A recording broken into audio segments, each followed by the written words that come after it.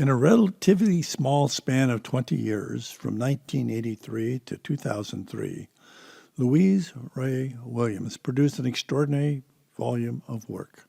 She mastered her work by implementing a wide variety of mediums and techniques, including oils, pastels, watercolors, printmaking, and mixed media, using almost anything at hand as her canvas. Louise was a Western artist, as most of her work was envisioned and completed in the Western United States. She was born and lived in the West her entire life. In an artist statement, she explained her background. I was born in Phoenix, Arizona in 1947. My father was working as a lineman for the telephone company, and my parents moved from trailer to dumpy apartment as new lines were installed throughout the Southwest. At 2 weeks of age, I no longer lived in the city whose bird namesakes rises from the ashes. None of this, however, is in my memory. Most of my childhood years, I lived in post-war look-alike houses in Denver, Colorado. I come from a family that makes things. My grandmother and mother were seamstresses. My maternal grandmother's house contained my silent, stern grandfather and a joyous sense of creation.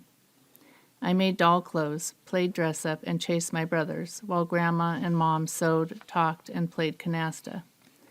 My dad was always working with his hands, hacking earth to dig a basement for the house with a pickaxe, barn raising a cement block garage with his friends, installing a new furnace system.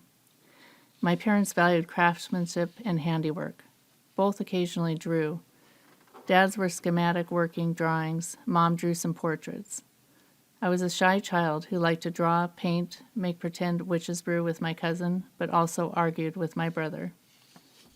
Amazing to me that I've been able to keep doing art for all these years, and and I guess no one knows the essential value of the work, but it's been if nothing else, it's been a bridge for communication with other people and sometimes being able to touch them at deeper levels or communicate interpersonally at deeper levels, which has been really important to me.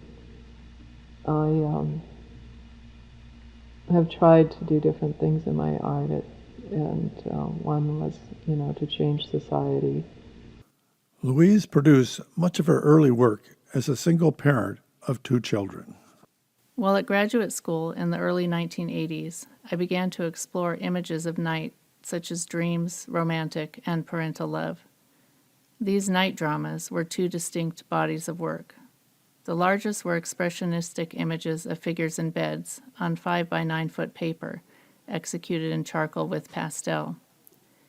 These drawings portrayed profound experiences that usually occur on beds: birth, sex, reading to a child, sickness, dreaming, death. The second series was executed in vibrantly colored pastels on 30 by 40 inch black paper. These images were of the more public night dramas occurring at parties and lounges. As I was also painting in oils, one huge painting called Cul-de-sac, 8 by 16 feet, was an attempt to, in one painting, summarize everything I wanted to express. Not surprisingly, a kernel of expressive need led to more paintings and drawings. A figurative painter for most of her career, Louise focused her creative power capturing real-world challenges faced by women of different ages, cultures, and backgrounds. Intensely painting images of women, birth, and mothering, a real focus on the Madonna. Voices speak, rasping in the image's religious, physical, and Freudian symbolism born within the relationship of mother to child. A sentimental obsession with babies obfuscated by questioning. I paint triplets, several sets, an old woman with quince dolls, a hostage with her baby, a girl baby being diapered by young boys, and a birth. In supermarts, dewy, soft infants abound. I paint. I wonder why there. The answers, as is often true, questions. Hope, rebirth, beauty, love. Visions of life's continuity, the vulnerable infant self within, societies, my hope for the future, and the blessed innocence of purity ooze out with the paint. And I was going through my angry phase, and I got pretty good at affronting people that would look at my work and thought that somehow that would make them change. While controversial and edgy artistic themes draw attention, sometimes praise, sometimes condemnation, they don't often draw sales or people willing to hang them on their walls. Busy as a mother, educator, and artist, her life turned on its head in November 1986 upon learning the devastating news of the rape and murder of her dear friend Sarah in Portland, Oregon. Although traumatized by the violent death of someone so close to her, Louise drew from the tragic event a fierce new energy and unflinching direction. Marching to this drummer, singing this song, I blindly walk into the wall of death. The circle closes. My father dies, ironically with the scythe in his hands. 3 months later, Sarah, who shares the day of my birth, is raped and killed. Keening a Requiem, November 1986. 30, quietly voluptuous, she exuded sweetness. Hundreds attend her memorial service. Seeing her sister there is seeing, hearing a ghost. Fearful and, paranoid. I wonder if the man seated near me is the murderer. Gender is vulnerable. Death is vascular, undeniably masculine. Continuing with her deep concern about assault of women, Louise first displayed her work representing her outrage of the Green River murders. At the time, authorities had not yet captured the murderer. Despite the macabre subject matter, she showed this series several times later. She even included several of the pieces in her 2003 retrospective. Her 1991 journey with her daughter to Egypt caused her to reflect how easily many Americans coolly ignore human rights violations, genocide, and rape occurring in Africa or elsewhere in the world. She returned from this trip with another series of importance in mind. These terrorized and beautiful children populate our newspapers alongside pencil-thin models and politicians. The photographs published are sometimes of the agony of starvation, but often focus on longing. The media's carefully selected images beg many questions. Most are unanswerable at a glance. So the seeming complexity of the potential and social causes for genocide, civil war, and starvation often cause a massive retreat, and in shame we turn away. The mental health crisis came loudly knocking at her door when her son was eventually diagnosed with schizophrenia after experiencing many difficulties in controlling his aggressive behavior. Like many families who have a member suffering mental illness, Louise and her family struggled when her son did not receive adequate mental health care from the local underfunded system. Innocence and beauty, the commerce of our society, and its use of images of children. Behind a barrage of historic and current imagery of children as sweet and cuddly is our hope for ourselves and the future. The roulette wheel spins some into unpleasant futures. It is a humanizing experience to remember that the homeless, mentally ill, and weird neighbors who pace and talk to themselves were once beloved, if they were lucky, and innocent children. To see the children deserving of care and love in the dirty, smelly, drunk, and hallucinating adult means that we must address the systemic and personal failures that encourage the treatment of the street, the mess of services in most counties Washington provides. This body of work comes from the love I have for my son and others I know stricken with schizophrenia, bipolar disease, and other diseases that often cause disordered, disorienting, and lonely lives.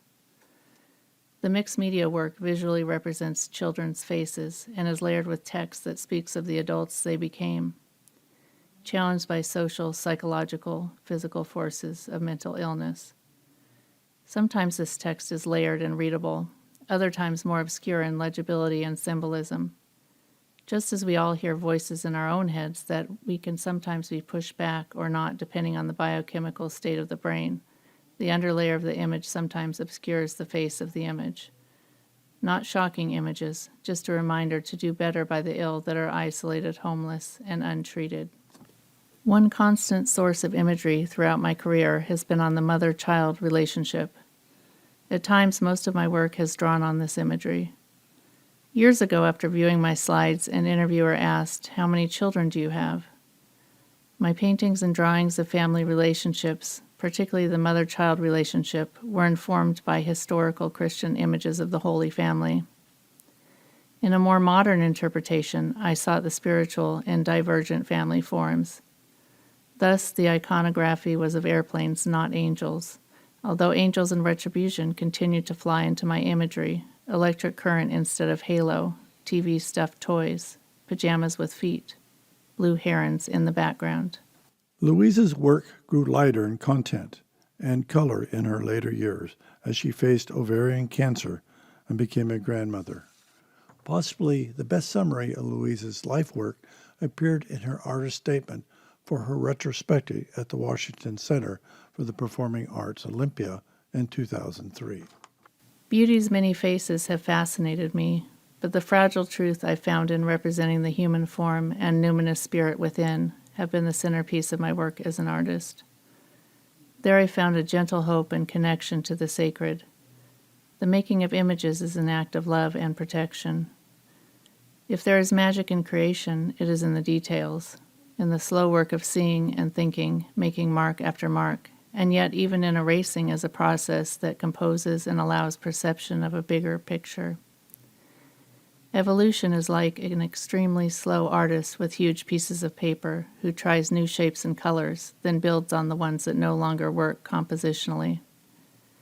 The evolution of my images include winks of numinous presence, lusty eyefuls, keening with sorrow. For the rest of her shortened life, she played an active role in the local mental health community. Louise inspired all who came in contact with her. She inspired other artists by her dogged focus on her work that led to so many important pieces, by her intrepid desire to exhibit, by her strong voice on women's issues during a time of passivity and resistance to a feminist voice, and by her use of the Pacific Northwest and the West to advance themes and techniques.